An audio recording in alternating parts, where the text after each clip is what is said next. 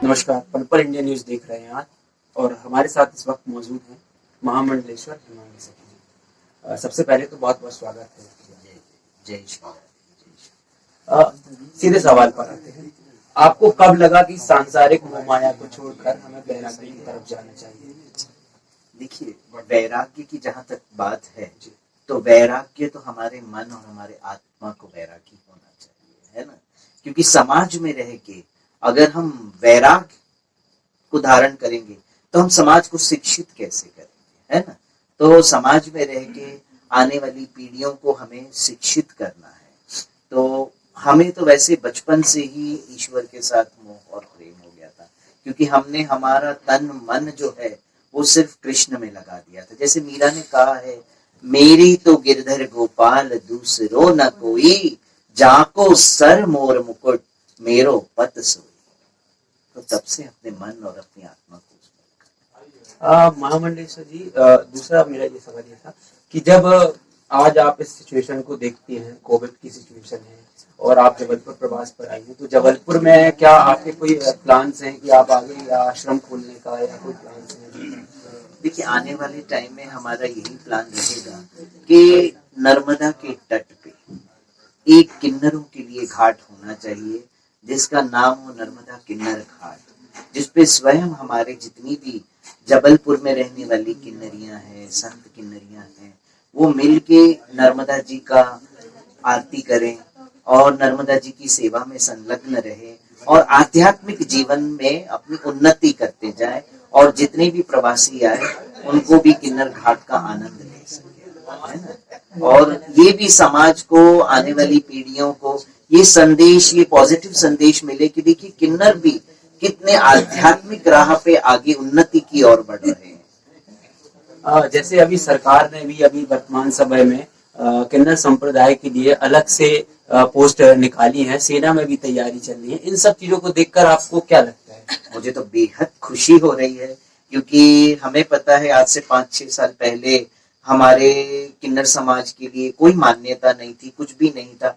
आज देखते हुए ये है कि भाई हमें बहुत खुशी होती है कि किन्नर समाज के लिए सरकार भी बहुत कुछ सोच रही है, सोच नहीं रही, कर रही है। और काफी कुछ देखा जाए तो कई किन्नरों को अभी सुनने में आ रहा है कि उन्हें जज की पोस्ट मिली है, प्रिंसिपल की पोस्ट मिली है, आचार्य महामंडलेश्वर की उपाधि मिली है कईयों को।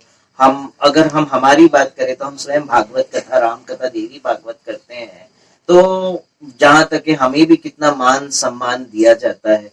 तो ये बहुत अच्छी बात है कि आज हमारी आने वाली पीढ़ियां और अभी की जो पीढ़ियां हैं इतना मान सम्मान किन्नरों को दे रही हैं, क्योंकि किन्नर जो है वो देवताओं की उच्च श्रेणी में आते हैं। ये शास्त्रों में वर्णन है, किन्नरों की उत्पत्ति के बारे में शास्त्रों में बताया गया है। मगर क्या था, किन्नर समाज को कोई मान सम्मान नहीं दिया। जब आज संत समाज ने किन्नर समाज को मान सम्मान दिया है, तो अब जो हमारी सरकार है किन्नर समाज के लिए बहुत कुछ सोच रही है, किन्नर समाज के उत्थान के लिए बहुत कुछ सोच रही है। मैं एक सवाल आपसे ये पूछना चाहता था कि जब आपने ये दीक्षा ली, तो हमारे दर्शकों को बताइए कि जब दीक्षा का ये कार्यक्रम हुआ, क्या प्रक्रिया होती है, उसके बारे में भी हम थोड़ा सा आपसे जानना चाह रहे थे कि जब दीक्षा होती है तो वो किस तरह से होती है?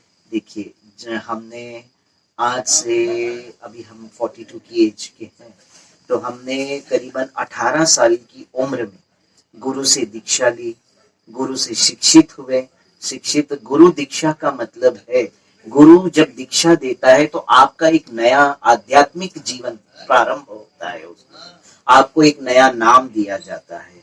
और जब दीक्षा देते हैं तो गुरु ये वचन लेते हैं कि आप इन नियमों का पालन करेंगे और इन नियमों के आधार पर अपने जीवन को आगे बढ़ाएंगे और शास्त्रों का अध्ययन करेंगे। और जब आपके पास शास्त्रों का अध्ययन पूर्ण होगा, तो जब गुरु आज्ञा देंगे कि आप अब you are bona fide now to give the spiritual knowledge to upcoming new generations.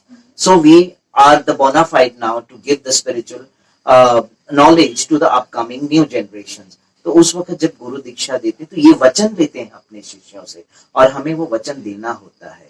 जब हमने शिक्षा ग्रहण करनी थी, जब हमें दीक्षा लेना था, तो स्पेशली हमारे अपने ओरिएंटेशन को हमें छुपा के रखना पड़ा था, क्योंकि उस समय की जब बात थी, तब अगर आश्रम में किन्नरों को अलाउड नहीं होता था रहने के लिए। ये तो आप सब जानते हैं कि किन्नर अपने जीवन व्यापन के लिए भी किस किस तरह के अपने दौर से गुजरे हैं। तो आज जाके मतलब उन किन्नरों को सबको मान्यता मिली है और एक अच्छा जीवन व्यापन भी कर रहे हैं। और जहां तक हम हमारी बात बताए, तो हमारे जीवन में बचपन से लेके हमने आध्यात्मिक जीवन में हम रहे हैं ज्यादा। हाँ, अपनी भरण पोषण के लिए तो हमें भी मुंबई आना पड़ता था, जाना पड़ता था। हमारा जो बैकग्राउंड हुआ करता था फिल्म इंडस्ट्री के साथ, हमारे पापा खुद फिल्म डिस्ट्रीब्यूटर रह चुके हैं, राज कपूर जी की कई फिल्में डिस्ट्रीब्यूट करते आए हैं, और उसी मार्ग में हम भी चलते थे। और फिर बाद में वृंदावन आते थे, बाकी वृंदावन का हमारा अध्ययन जो था उसको पूरा करते थे। इसी तरह से हम आगे बढ़ते हैं। फिर एक दिन गुरु महाराज ने कह दिया कि नाउ यू आर बोना FIDE, go and give the knowledge to your generation, your kind of peoples.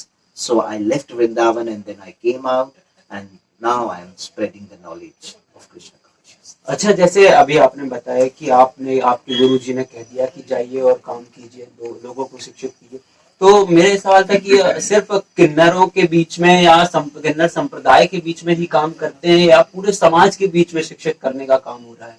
हम पार्शियलिटी किसी में नहीं कर सकते जी, क्योंकि जब सूर्य, चंद्र, हवा, बरसात एक जैसा पूरे विश्व को, बरसात जब है पूरे विश्व में एक जैसा होता है, वो पार्शियलिटी नहीं करते हैं। अग्नि जब है सबको मिलती है बराबर, धूप छांव सबको बराबर मिलता है, तो हम कौन होते हैं पार्शियलिटी करने के लिए? और शास्त्र तो सबके लिए, नॉलेज तो पूरे विश्व के लिए, सिर्फ हमारे ही जनरेशन के, हमारे किन्नर समाज के लिए थोड़ी। मैं किन्नर समाज के अलावा पूरे समाज में ये संदेश देती हूँ, कृष्ण नाम का संदेश, क्योंकि कलयुग में सिर्फ एक ही नाम आधार है, हरेर नाम एव केवलम कलेव नाशदेव गति। पर्पल इंडिया न्यूज के माध्यम से कोविड की सिचुएशन में संस्कारधानी वासियों को, पूरे प्रदेश और देश को क्या संदेश? मैं तो यही संदेश दूंगी, हमारे संस्कारधानी जबलपुर के जो संस्कारधानी अपना नर्मदा वासी, जो नर्मदा के वंशज है, मैं उनसे बस यही संदेश दूंगी और हाथ जोड़ के विनती करूंगी कि कोविड-19 जो अब चल रहा है, इसमें हम सब मिलके एक दूसरे को सपोर्ट करें और सुरक्षित रहें और मास्क पहने, और जितना हो सके अगर पब्लिकली जाए तो जरूर मास्क पहने। मैं यही आप सबसे हाथ जोड़ के नम्र विनती करती हूँ और जय जय श्री राधे कहती हूँ। नर्मदे हर, नर्मदे हर, नर्मदे हर। तो ये थी हमारे साथ महामंडलेश्वर जी, जिनका साफ तौर पर कहना है कि वो आगे भी इसी तरह से काम करती रहेंगी, इसी तरह से लोगों को शिक्षित करती रहेंगी और लोगों को इस बारे में जागरूक करती रहेंगी कैसे परेशानियों से लड़ना है और हमें पॉजिटिव रखना है। कैमरा पर्सन संजय तिवारी के साथ अभिनव तिवारी, पर्पल इंडिया न्यूज के।